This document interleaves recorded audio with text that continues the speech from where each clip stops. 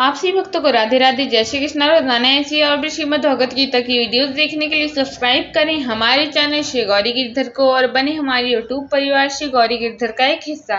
यदि आप सभी ने पहले से ही चैनल को सब्सक्राइब करके हमारे परिवार का हिस्सा बन चुके हैं तो इसके लिए आप सभी का बहुत बहुत दिल से धन्यवाद और आभार। और यदि आप सभी चैनल पे पहली बार आ रहे हैं या आप सभी इससे पहले भी कई बार आ चुके हैं लेकिन वीडियोस को देख के चले जाते हैं, तो मेरा आपसे यही विनम्र निवेदन है कि समय को सोचने में व्यर्थ बिल्कुल भी ना करें और इसी समय चैनल को सब्सक्राइब करके बने हमारे यूट्यूब परिवार श्री गौरी गिरधर का एक हिस्सा, क्योंकि आगे भी इस चैनल पे आपको ऐसी ही बहुत सारी अच्छी अच्छी भगवान से जुड़ी बातें जानने वाली वीडियोस को और इन्फॉर्मेटिव वीडियोस देखने मिलने वाली हैं।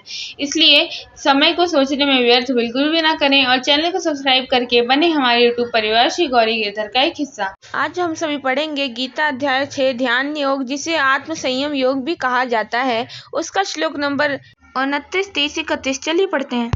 श्लोक नंबर 29 है, सर्वभूतस्थ आत्मानं सर्वभूतानि चात्मनि इक्षते योग युक्त आत्मा सर्वत्र समदर्शना। इस श्लोक का अर्थ होगा, सर्वव्यापी अनंत चेतन में एक ही भाव से स्थिति रूप योग से युक्त आत्मा वाला तथा सब में संभाव से देखने वाला योगी आत्मा को संपूर्ण भूतों में स्थित और संपूर्ण भूतों को आत्मा में कल्पित देखता है। इस श्लोक की व्याख्या होगी, विश्व के सभी धर्म महान है, परंतु यदि धर्म शब्द का अर्थ आत्म उन्नति का विज्ञान है तो उनमें से कोई भी धर्म वेदांत के समान पूर्ण नहीं है। इस श्लोक में गीताचार्य भगवान श्री कृष्ण स्पष्ट घोषणा करते हैं कि केवल वह पुरुष आत्मज्ञानी या ईश्वर का साक्षात्कार करता नहीं कहा जा सकता जिसने मात्र स्वयं को ही शुद्ध दिव्य स्वरूप में अनुभव किया हो। वह पुरुष जिसने की संपूर्ण भूतों में विराजमान एक ही आत्म तत्व के दर्शन किए हो आत्मज्ञानी कहा जाएगा। अपने हृदय में स्थित चैतन्य आत्मा ही सर्वत्र सभी नाम रूपों में स्थित है और यही चैतन्य संपूर्ण दृश्यमान जगत का अधिष्ठान है। जब अत हृदयस्थ चैतन्य के अनुभव का अर्थ ही सर्वत्र व्याप्त नित्य तत्व को अनुभव करना है। इस श्लोक का साफ साफ अर्थ और व्याख्या यही निकलती है कि जो व्यक्ति अपने अलावा दूसरों में भी भगवान का अनुभव करता हो और भगवान का साक्षात्कार करता हो, असल में वह व्यक्ति ही आत्मज्ञानी माना जाएगा। चलिए पढ़ते हैं अगले श्लोक को। श्लोक नंबर 30, यो माम पश्यति सर्वत्र सर्वं च मयि पश्यति तस्य अहम न प्रणश्यामि स च मे न प्रणश्यति। श्लोक का अर्थ होगा, जो पुरुष संपूर्ण भूतों में सबके आत्मरूप मुझ वासुदेव को ही व्यापक देखता है और संपूर्ण भूतों को मुझ वासुदेव के अंतर्गत देखता है, उसके लिए मैं अदृश्य नहीं होता और वह मेरे लिए अदृश्य नहीं होता। इस श्लोक की यही व्याख्या होगी कि जो व्यक्ति संपूर्ण भूतों अर्थात समस्त विश्व में भगवान को ही देखता है और भगवान के अंदर ही समस्त विश्व और समस्त भूतों को देखता है, उसके लिए भगवान कभी भी अदृश्य नहीं होते, क्योंकि वह कभी न कभी अपने आसपास हमेशा भगवान को ही देखता रहता है और उनका साक्षात्कार करता रहता है और ऐसे व्यक्ति को भगवान हमेशा देखते ही रहते हैं। इसलिए भगवान के लिए ऐसा व्यक्ति कभी भी अदृश्य नहीं होता। आइए पढ़ते हैं अगले श्लोक को।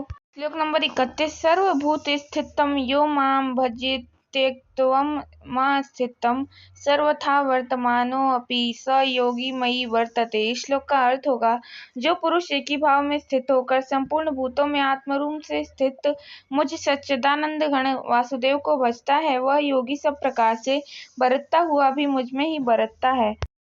इस श्लोक की व्याख्या होगी, समाहित चित्त का योगी निरंतर मेरा अनुसंधान करता है यानी भजता है। यहाँ मेरा से तात्पर्य है भगवान श्री कृष्ण का। फलत बाहर जगत में सब प्रकार के व्यवहार करता हुआ भी वह मुझ में ही स्थित रहता है। इस श्लोक का मुख्य प्रयोजन यह दर्शाना है कि कोई आवश्यक नहीं कि एक आत्म अनुभवी पुरुष हिमालय की किसी अज्ञात गुफा में जाकर निवृत्ति का जीवन व्यतीत करेगा। भगवान कहते हैं कि जीवन के समस्त सामान्य व्यवहार करता हुआ सभी परिस्थितियों में वह अपने स्वरूप के ज्ञान में स्थित रह सकता है। जब मनुष्य रोगी हो जाता है तब उसे नित्य के कार्यों से निवृत्त होकर चिकित्सालय में रहने की आवश्यकता होती है, परंतु पूर्ण स्वस्थ हो जाने के पश्चात नहीं। स्वस्थ होकर तो वह पुनः अधिक उत्साह के साथ अपना कार्य करने लगता है। इसी प्रकार विघटित व्यक्तित्व के पुरुष के लिए ध्यान साधना का उपचार बताया गया है।